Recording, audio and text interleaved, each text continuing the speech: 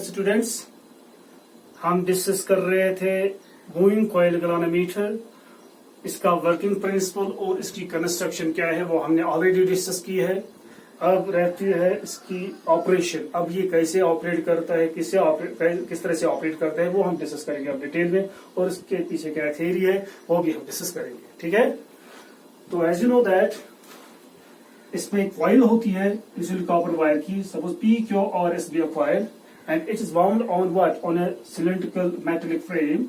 ये cylindrical metallic frame है। कौन सा मेटल यूज होता है? ब्रॉस फ्रेम, ठीक है ना। और इसके अंदर सॉफ्ट आयरन कोर होता है, and then this coil is suspend from the torsion head. This is torsion head here, torsion head, ठीक है, टॉर्शन हेड।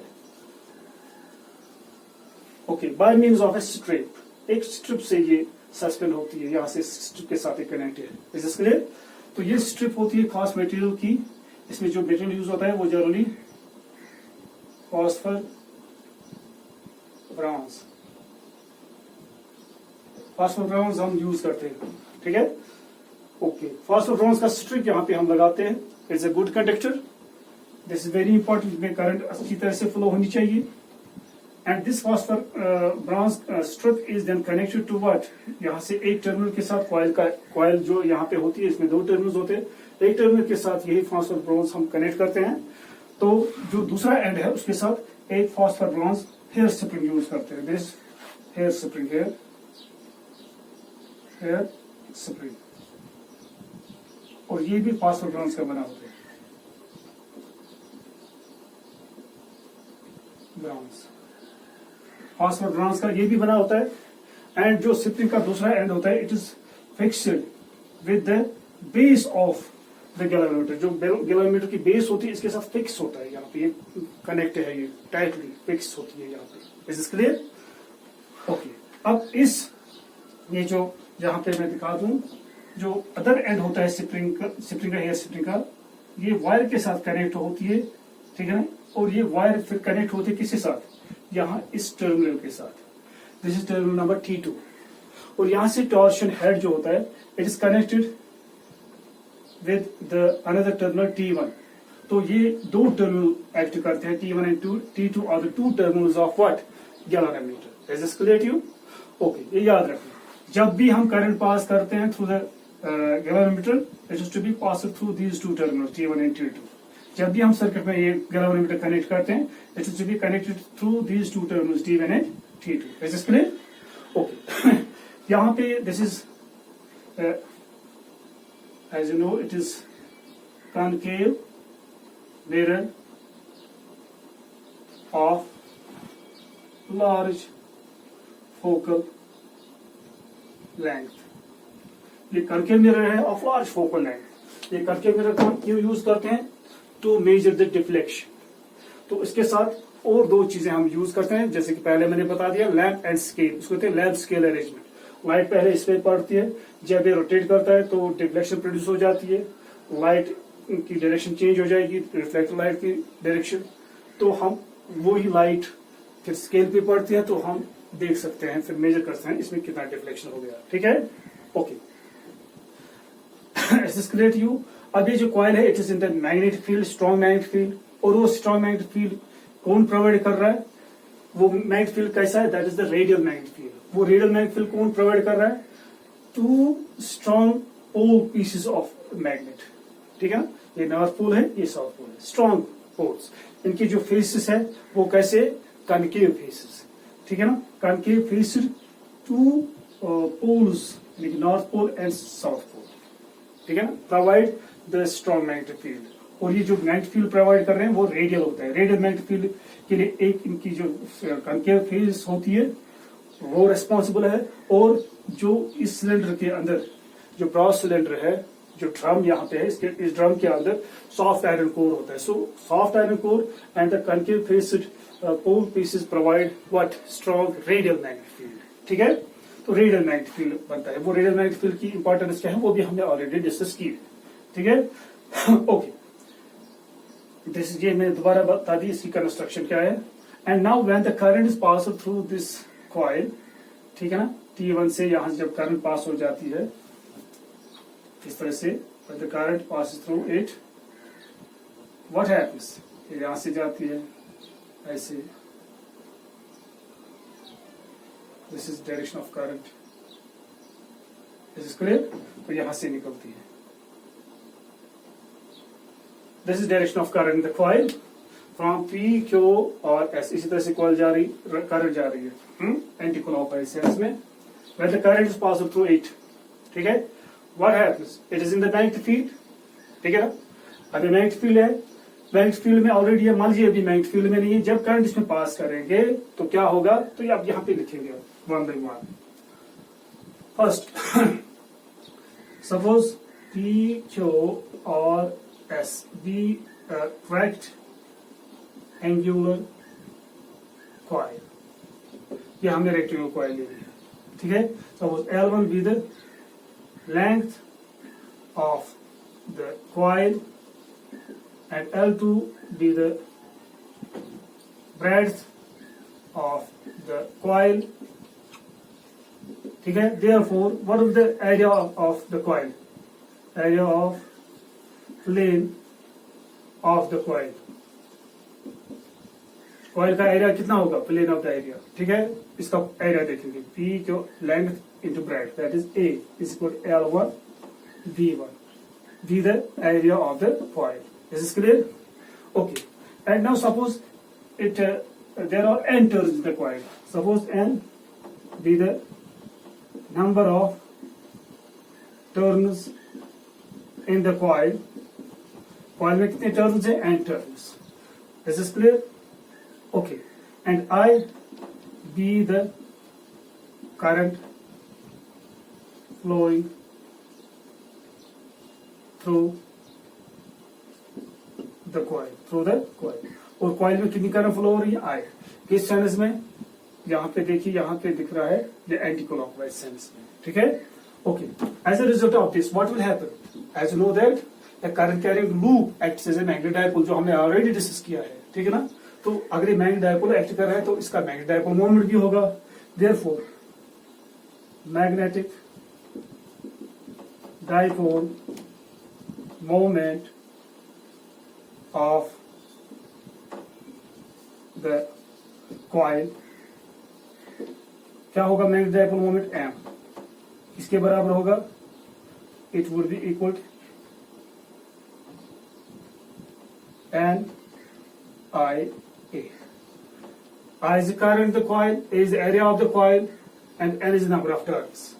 इसके बराबर होती है. हमने पहले डिस्कस किया है, इससे पहले जो टॉपिक था मैग्नेटिक डायपोल मोमेंट इसके बराबर होता है. In vector form it can be written as, in vector form m is equal to n I A vector. अब ये a क्या है यहाँ पे? It is area vector. तो एरिया वेक्टर की डायरेक्शन क्या होती है? That is the normal of the plane of the coil. Is this clear? मान लीजिए ये कॉइल है, इस तरह से मैंने बना के रखी है. ये कॉपर वायर ही है, इंसुलेटेड कॉपर वायर है. इसमें मैंने 1 2 3 4 टर्न्स ले ली है. तो यही मान लीजिए हमने सस्पेंड की है इस तरह से by means of a strip like this from the torsion head. ठीक है? Okay. This is the strip. मान लीजिए ये फॉस्फोब्रोंज स्ट्रिप है. This is clear? तो यही हम सस्पेंड कर रहे हैं इस तरह से. कहां पे? मैग्नेटिक फील्ड में. मान लीजिए इसका फेस हमारी तरफ है, ये इसका प्लेन है. प्लेन इसका सरफेस एरिया जो है प्लेन सरफेस है, प्लेन एरिया, प्लेन सरफेस. ठीक है? ओके. इसका जो एरिया होगा वो हम ए से रिप्रेजेंट करते हैं. It is equal to L1 into L2. L1 यहाँ से है, L2 यहाँ से. Length into breadth. This is clear? L1 is length, तो यहाँ से L2 इज ब्रेड्थ, ये तो यहाँ से. यहाँ से हेयर स्प्रिंग लगा है इसके साथ. ठीक है? यहाँ पे हेयर स्प्रिंग इस तरह से होगा. ठीक है? हेयर स्प्रिंग के साथ ये कनेक्ट है नीचे से. ओके. अब एरिया वेक्टर. एरिया वेक्टर क्या होगा? That would be normal to the plane of the coil. ये नॉर्मल होगा इस तरह से. ये प्लेन ऑफ द कॉइल है, इस पे नॉर्मल. अगर ये इस तरह से रोटेट करेगा तो ये नॉर्मल हमेशा इस पे नॉर्मल रहेगा. ठीक है? Area vector is always normal to the plane of the coil. Okay. So this is direction of area vector. तो मैग्नेटिक डायपोल मोमेंट की भी डायरेक्शन यही होगी जो एरिया वेक्टर की डायरेक्शन है. Keep it number. This is first, this is second. Okay. This is magnetic dipole moment. अब ये जो करंट लूप है, करंट कॉइल है, करंट कैरिंग कॉइल है, it acts as a magnetic dipole, it acts as a magnetic dipole. And now this magnetic dipole is where in the magnetic field, ठीक है।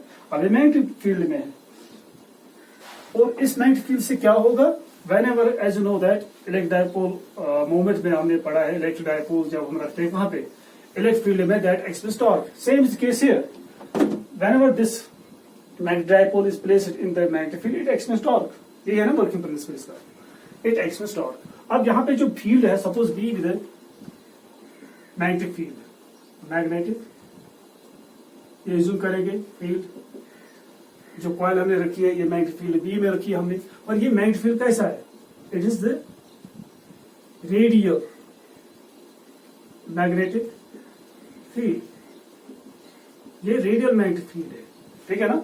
जो मैंने पहले बता दिया वो पहले मैंने समझा दिया, इस तरह से फिर से टॉप व्यू दिखा देंगे, यहाँ पे टॉप व्यू, इसकी टॉप व्यू जब हम ऊपर से देखेंगे, ठीक है, ऊपर से देखेंगे, ये कट करके ऐसे यहां से देखेंगे इस पे, तो आपको लगेगा बीच में इस कॉइल के बदले जो टॉप फेस होगा वो सिलेंडर का सर्कुलर टॉप फेस होगा, और इस पे इस तरह से कॉइल होगी, ये होगी इसकी कॉइल, ठीक है। कॉइल का जो टॉप आर्म है पी क्यू आर्म दिखाई देगा ऊपर से हमें।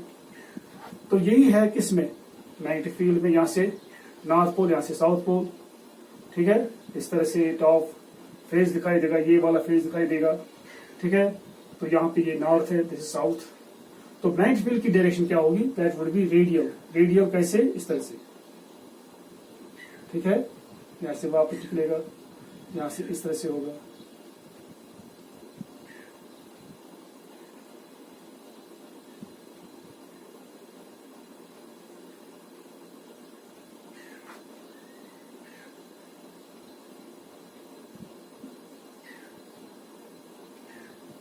इस तरह से,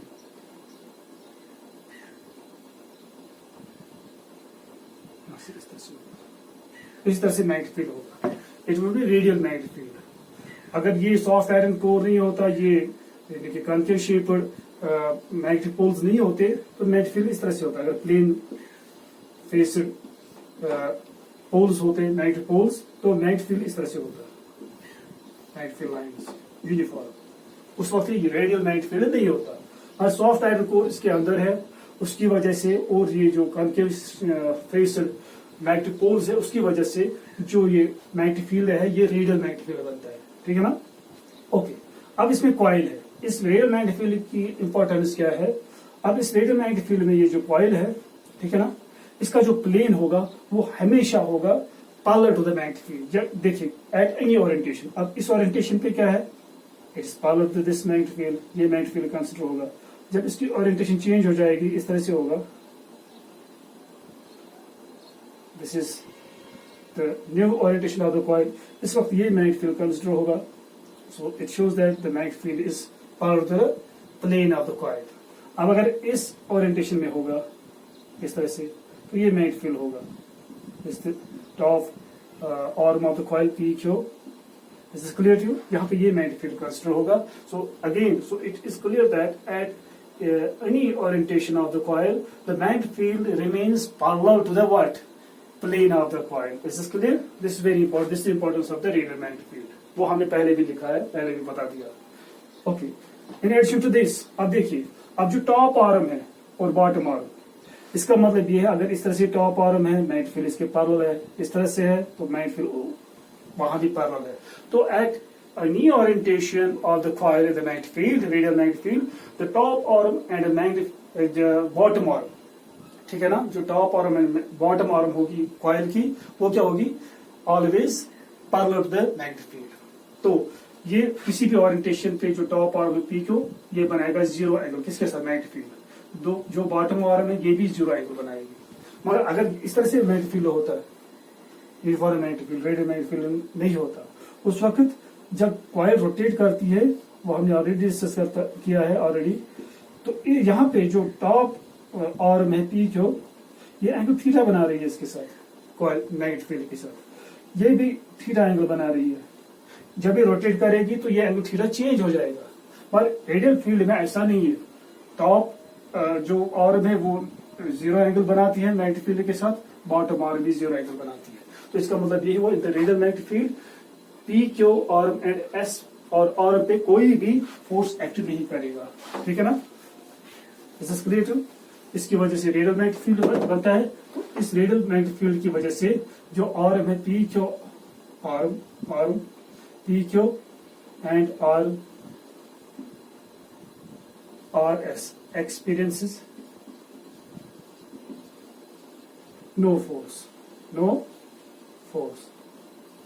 ठीक है ना। नॉर्मल मैग्नेटिक फील्ड में मैग्नेटिक फोर्स एक्ट करता है टॉप आर्म पे भी बॉटम आर्म पे, वो होते ही अपोजिट लाइन ऑफ एक्शन भी सेम होती है, वो वहां से भी कैंसिल हो जाते हैं मगर यहाँ पे रेडियल मैग्नेटिक फील्ड में इन दो आर्म पे मैग्नेटिक फोर्स एक्ट ही नहीं करता है because of zero angle. Is this clear.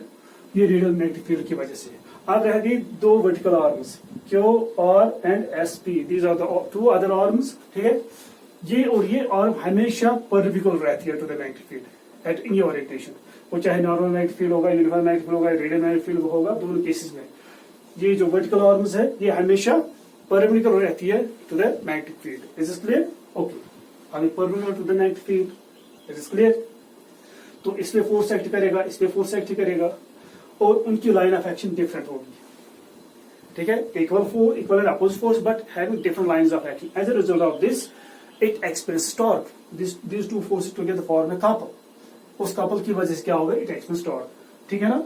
जैसे पहले हमने डिस्कस किया, तो it experience torque and the torque experienced by the coil PQ is given by tau is equal to M cross B. Short M cross B याद रखना।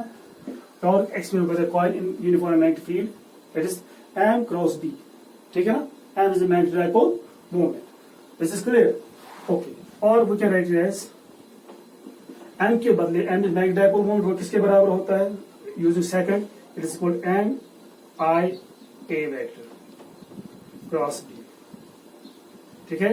अब इसको हम लिखेंगे स्केलर फॉर्म में, यानी खाली मैग्नीट्यूड यहाँ पे कंसीडर करेंगे। That is equal M I A cross B किसके बराबर होता है, A cross B is equal A B sine of theta. What is sin theta here? What is the angle between A and B? A is area vector. Area vector is perpendicular to the plane of the coil. इस तरह से plane of the coil पे perpendicular है. This is the area vector. And magnetic field इस position पे इस तरह से होगा, इस पोजीशन पे इस तरह से होगा, इस पोजीशन पे इस तरह से होगा, जैसे कि पहले मैंने बता दिया।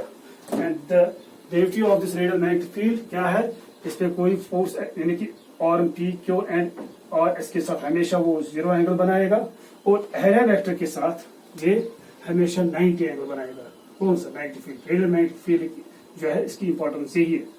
जो एंगल होगा between, due to this angle between A and B, वो हमेशा होगा इज ऑलवेज 90 डिग्री, यानी कि A हमेशा perpendicular होगा to magnetic field induction. This is clear to you? At any orientation of the coil, the area vector of the coil remains perpendicular to the magnetic field. This is the beauty of this radial magnetic field. Okay? And therefore, जो angle होगा A और B के दरमियान, it is 90. जो यहाँ पे आएगा sin 90. And sin 90 is 1. जो टॉर्क इस पे एक्ट होगा, it will be NI AB. Sin 90 is 1. This is torque acting on the coil. अब ये टॉर्क जो ही हम करंट इसमें पास करेंगे, it experience torque and due to that torque क्या होगा, अब इसकी ऑपरेशन डिस्कस करेंगे। ये मैंने थ्योरी बता दी, इस तरह ये गैलन तक तैयार है। अब हमने कनेक्ट कर दिया, जो ही इसमें करंट पास हो रही है, मान लीजिए I is current flowing through it. As a result of this, what will happen? It experiences torque. और उस टॉर्क की वजह से क्या होगा, it will rotate about a vertical axis like this. This is the coil, ठीक है ना। यहाँ से टॉर्शन हेड है ऊपर, this is the phosphorus strip जिसके साथ ये हैंग है, ठीक है। तो जो ही इसमें करंट पास होगी थ्रू दिस फॉस्फोरस स्ट्रिप, तो यहाँ से हेयर स्प्रिंग से वो करंट निकलेगी, यहाँ से जाएगी, ठीक है। तो इट एक्सपीरियंस टॉर्क, ठीक है। जब ये टॉर्क इस पे एक्ट होगा, उसकी वजह से क्या होगा, it will rotate like this. अब देखिए लाइक दिस, ये रोटेट करेगी, व्हाट विल हैपन, इस ये जो स्ट्रिप यहाँ पे है इसमें ट्विस्ट प्रोड्यूस हो जाएगा। जो ये रोटेट करेगी इस तरह से, ठीक है, एंटी क्लॉकवाइज सेंस में देयर वुड बी स्ट्रिप, यानी the twist, angular twist will produce where in the strip, strip में एंगुलर ट्विस्ट प्रोड्यूस हो जाएगा, ठीक है ना। और उस एंगुलर ट्विस्ट की वजह से क्या है, ये जो स्ट्रिप है फास्फोर ब्रोंज इलास्टिक है, इसमें जो the elasticity of the phosphor bronze, इस पे डेवलप होगा restoring force with in the elastic limits, with in the elastic limits, ठीक है ना। इसमें रेस्टोरिंग फोर्स हम नहीं कहेंगे क्योंकि it is an angular twist, यहाँ पे कहेंगे रेस्टोरिंग टॉर्क। इसमें रेस्टोरिंग टॉर्क डेवलप हो जाएगा, और वो रेस्टोरिंग टॉर्क क्या करेगा, that will tend to bring the coil back to its original orientation like this. ये मैंने यहां से बंद कर दिया, देखिए टाइटली, ये कॉइल इस तरह से करंट हमने पास की, ये रोटेट करेगी, मान लीजिए इस तरह से, ये रोटेट की, अब मैं इसको छोड़ूंगा, ये वापस अपनी ओरिएंटेशन पे आ रही है, ठीक है। फिर से देखिए, छोड़, it returns to its original position. जब हम इसको छोड़ देते हैं, ये अपनी पोजीशन पे वापस आती है, ठीक है, आ रही है ना, ये वापस आ रही है, ठीक है। It is because of what, twist produced in the strip, और उस ट्विस्ट की वजह से इसमें रेस्टोरिंग टॉर्क डेवलप होता है, और वो रेस्टोरिंग टॉर्क क्या करता है, that tends to bring the coil back to its original position, ठीक है।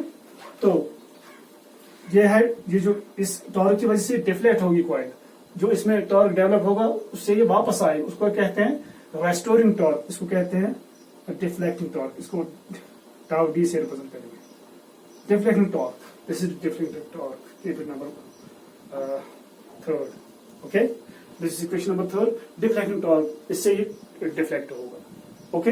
अब इसकी वजह से इसमें ट्विस्ट प्रोड्यूस हो जाता है। यहां पे अज्यूम करेंगे हम, suppose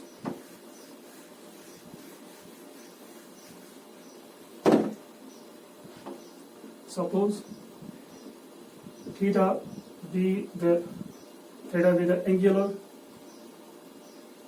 twist producer in the strip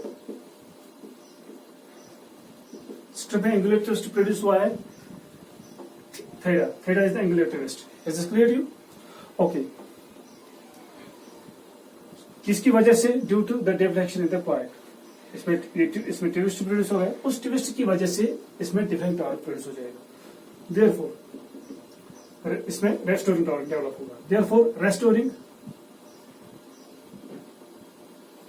torque